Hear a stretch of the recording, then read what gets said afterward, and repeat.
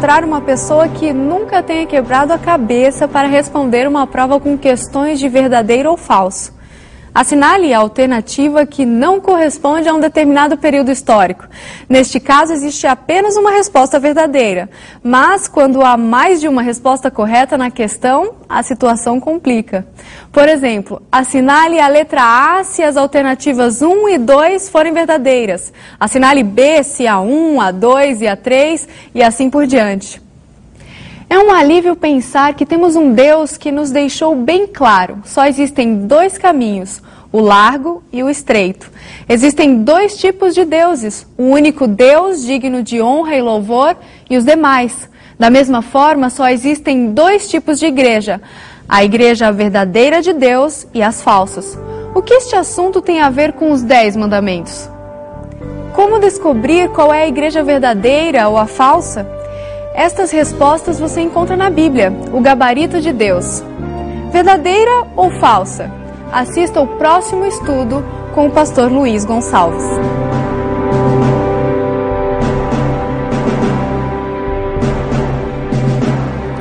Olá, tudo bem? Hoje vamos fazer um estudo muito importante.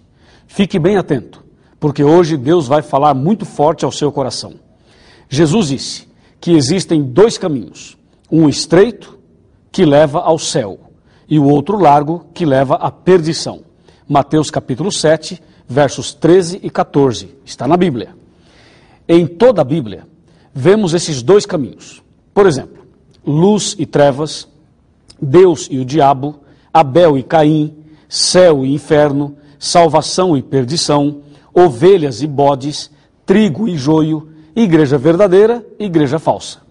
Selo de Deus, selo da besta.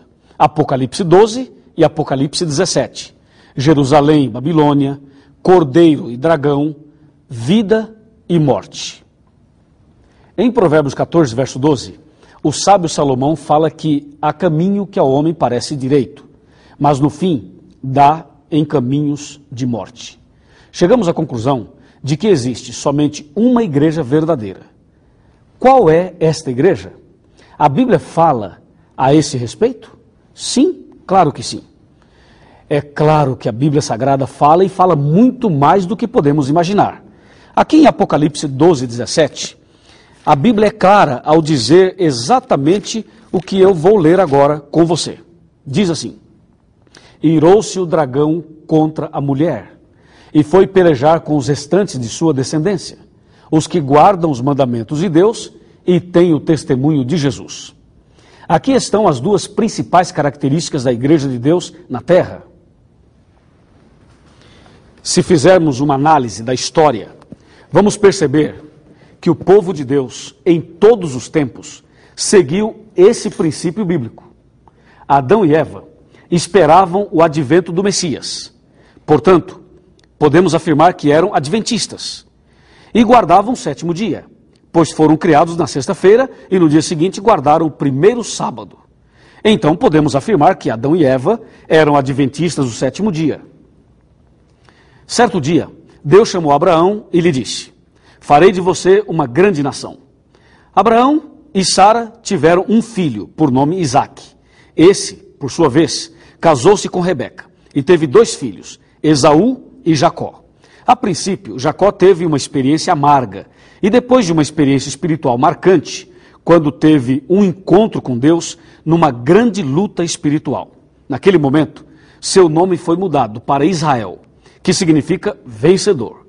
Israel teve 12 filhos, que deram origem às 12 tribos de Israel. Mais tarde, elas se transformaram na grande nação que leva o nome do neto de Abraão. Podemos dizer que Israel era a igreja de Deus no deserto e em todo o Antigo Testamento. O mais impressionante é que o povo de Israel, povo de Deus, guardava os 10 mandamentos, esperava também o advento do Messias e guardava o sétimo dia, o sábado.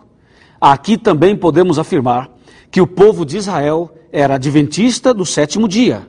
Amém? Chegou a plenitude dos tempos. E nosso Senhor Jesus Cristo, pelo poder do Espírito Santo, nasceu da Virgem Maria. Quando lemos sobre a vida de Jesus, percebemos que ele guardava todos os mandamentos de Deus. João 15, verso 10 e Mateus 5, 17. Jesus Cristo guardava também o Santo Sábado. Está em Lucas 4, verso 16. Quando nosso Senhor curava as pessoas no dia de sábado, estava nos ensinando que o sétimo dia é dia de cura, de libertação e é o dia da alegria. Pois uma pessoa que era curada no sábado jamais iria esquecer esse dia por ter sido o dia em que a tristeza se transformou em alegria. Jesus, Maria e os apóstolos guardavam os 10 mandamentos. É bom lembrar que Jesus era judeu.